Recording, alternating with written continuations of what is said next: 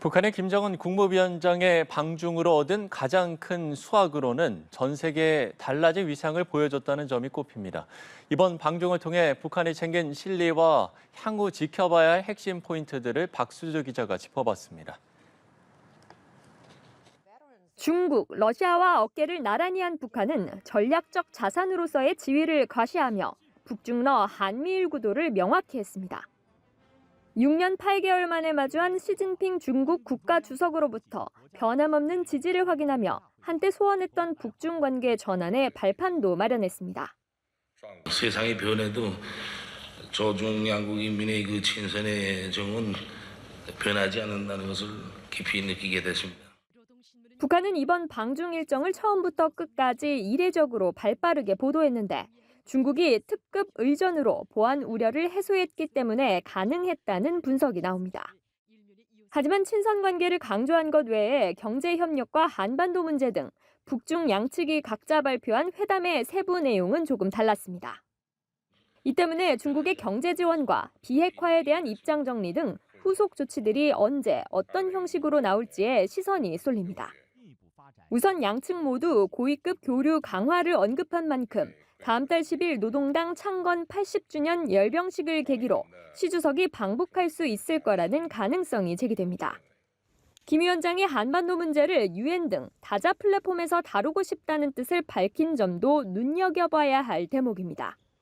굉장히 새롭게 등장한 말이고 이거는 나름대로 김정은이 뭔가 확장적인 외교에 대한 관심, 의지를 나름대로 중국 측에 전달한 거예요.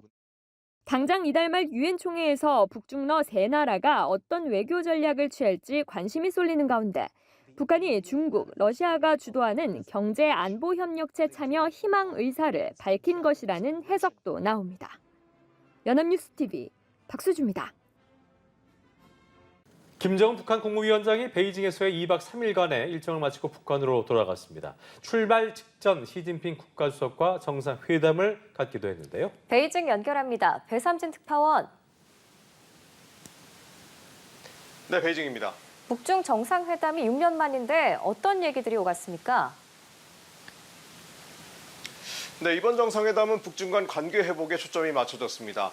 베이징 인민대회당에서 만찬을 겸해 2시간가량 진행됐는데 양국 정상은 삐걱대던 북중 관계를 다시 복원하는 데 상당 부분 시간을 할애했다는 평가입니다. 김정은 국무위원장은 중국과의 경제 협력을 강조했습니다. 북한이 이번 방중단의 경제 관료를 대거 포함한 점도 경협에 방점을 찍고 있다는 점을 암시하고 있는데요. 당과 국가의 각급 인적 교류를 긴밀히 해 국가 건설 사업에 힘을 보태길 원한다고 말했는데 그야말로 안보는 러시아, 경제는 중국과 협력하는 안러 경중의 전략에 나선 겁니다. 그러면서 북중 간 우호를 강조했습니다. 세상이 변해도 조중 양국 인민의 그 친선의 정은 변하지 않는다는 것을 깊이 느끼게 됐습니다. 시진핑 주석은 북한을 감싸 안는 행보를 보이며 북한과의 전략적 협력을 다짐했습니다.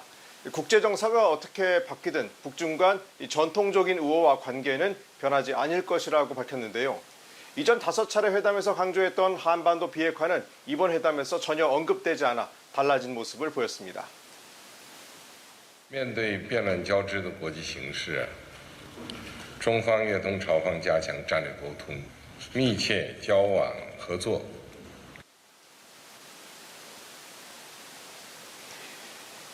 중국 정부 입장을 대변하는 관영 신화통신과 황구시보 등은 양국 관계에 의구심이 사라졌다며 북중 관계에 힘을 실었습니다. 매체들은 시 주석이 대미 견제 카드로 북한과 회담에 나선 것이라는 다양한 평가를 내놨습니다. 자, 중국에선 이번에 김정은 위원장에게 특급 예우를 했다는 평가가 나오고 있는데요. 김 위원장의 첫 다자외교 무대였는데요. 어떤 평가가 나오고 있습니까? 네, 중국은 정상회담과 더불어 별도의 만찬 자리를 마련하는 등 김 위원장에게 특급 의전을 제공했습니다. 다자 무대에서 의전 관리상 단독 만찬은 국빈 방문급에, 단독 오차는 공식 방문급에 해당하는데요. 어제 시 주석이 김정은 위원장과 단독 만찬을 가진 것은 그야말로 국빈 방문급으로 최고의 예우를 했다는 의미입니다. 지난 2일 김 위원장이 전용 열차를 타고 베이징역에 도착했을 때도 시 주석은 비서실장격인 서열 5위 차이치 중국 공산당 중앙서기처 서기와 왕이 외교부장을 보내 성대하게 맞이했고요. 이 전승절 열병식에서는 시진핑 주석이 김 위원장의 두 손을 꼭 잡는 모습이나 펑리히한 여사가 한국으로 인사하는 등 파격적인 대우를 했습니다. 다자외교 무대에서도 성공적으로 데뷔했다는 평가입니다. 앞서 26개 정상이 참석한 전승절 열병식에서 김 위원장은 특별한 대우를 받으며 시선을 사로잡았는데요. 이 다자외교의 핵심이라고 할 수 있는 리셉션에서는 각국 정상들과 건배 시 이 잔을 부딪히며 대화를 하는 장면도 목격됐습니다. 인민복을 벗고 양복을 차려입고 나온 모습 또한 이 정상국가 지도자의 이미지를 부각하고 새로운 이 정상 외교의 시작을 알리는 것으로 풀이됐습니다. 네, 이번 전승절 열병식 때天安문 막루에 북중러 정상이 나란히 오르면서 그야말로 삼강연대를 과시했는데 북중러 정상회담은 열리지 않았습니다. 어떤 의미로 봐야 할까요? 네,天安문 광장에서 열린 중국 전승절 80주년 열병식에는 시 주석과 김 위원장, 블라디미르 푸틴 러시아 대통령이 나란히 막루에 올라 북중러 연대를 과시했습니다. 자, 이를 계기로 북중러 삼각 정상회담이 열릴 수 있다는 분석도 나온 바 있습니다. 하지만 어제 나흘간 방중 일정을 마치고 이 푸틴 러시아 대통령이 러시아 연해주로 이동하면서 성사되지 못했습니다. 이른바 반미, 반서방을 고리로 밀착했지만 중국이 여전히 이 북중러 삼각연대에 부담스러워하고 있다는 점을 느낄 수 있는 대목입니다. 국제사회의 제재를 받는 북한, 러시아와 구체적 의제를 두고 협력하는 모습을 보일 경우 중국의 외교적 부담을 지울 수 있다는 우려가 작용했다는 해석입니다. 다만 중국을 중심으로 한 중러와 북중 관계는 이번 전승절 열병식을 통해 돈독해진 양상입니다. 시진핑 주석은 중러 정상회담에서 푸틴 대통령에게 중러 관계가 전례 없는 수준이라고 밝히면서 에너지 공급 등 협력 관계 20여 건의 문서에 서명했습니다. 이 북러 정상회담 역시 마찬가지인데요. 정상회담 전 함께 차에 오르면서 푸틴 대통령과 김 위원장은 서로 상석을 양보하는 모습을 보였죠. 이 푸틴 대통령은 김 위원장에게 우크라이나의 전쟁에 북한군을 보내준 데 대해 감사했고 김 위원장은 러시아를 도울 일이 있다면 반드시 도울 것이라며 이를 형제의 의무라고 지칭했습니다. 결국 중국이나 러시아, 북한이 각각의 축을 형성하며 자국의 필요에 따라 협력하는 모양새인데요. 시 주석은 삼국 관계 강화를 필두로 해서 글로벌 사우스를 포함한 이 다극 질서 구축에 공을 들일 것이란 전망이 나오고 있습니다. 자, 이번에 김정은 위원장의 방중에 관심을 끌었던 대목이 바로 이제 딸 주애를 대동했다는 건데요. 첫날 열차에서 함께 내린 장면이 포착됐었잖아요. 그런데 이후에 주애의 행방은 묘연했었습니다. 어떤 분석이 나오고 있습니까? 네, 이번 방중에서 관심 중에 하나가 바로 김 위원장의 딸 주애였습니다. 김 위원장이 포함한 일정에 딸을 대동한 건 이번이 처음인데요.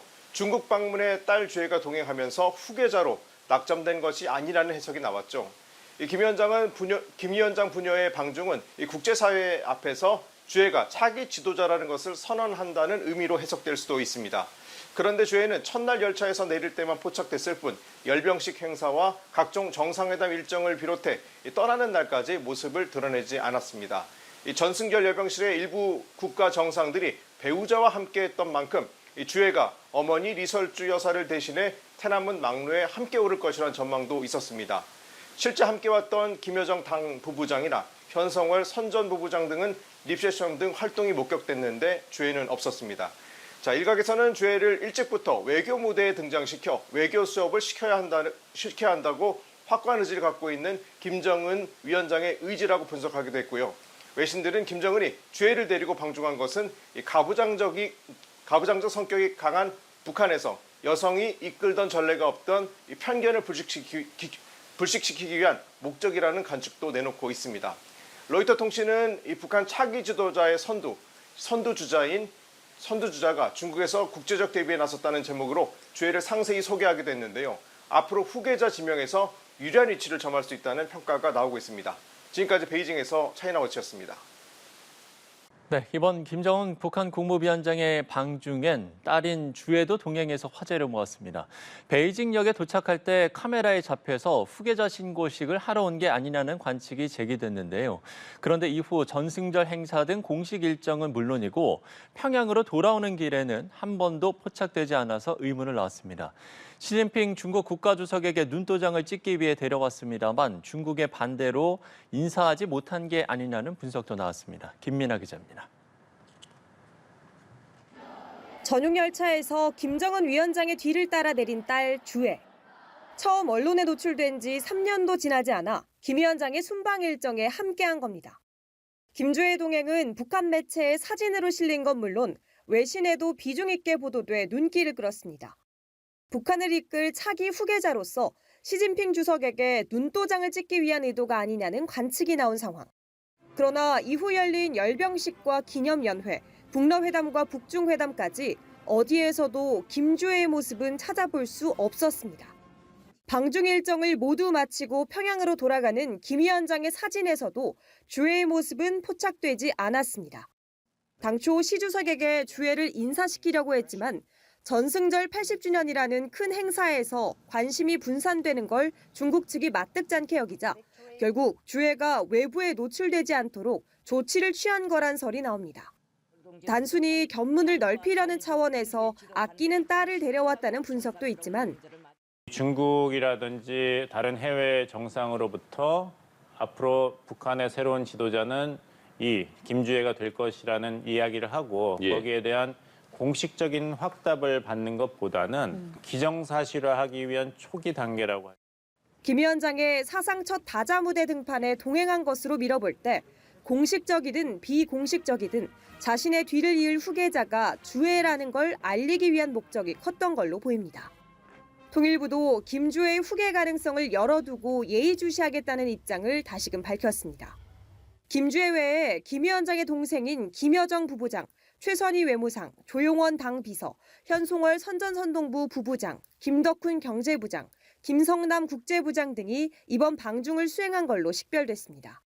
이들은 외교와 경제 업무를 담당하는 인사들입니다.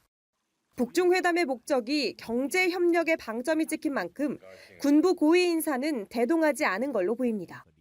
북한군 수뇌부 대부분이 핵 미사일 개발로 유엔 안보리 제재 대상에 올라 있어 부담을 느낀 중국이 이들의 동행을 거부했을 가능성도 있습니다. 연합뉴스 TV 김민아입니다.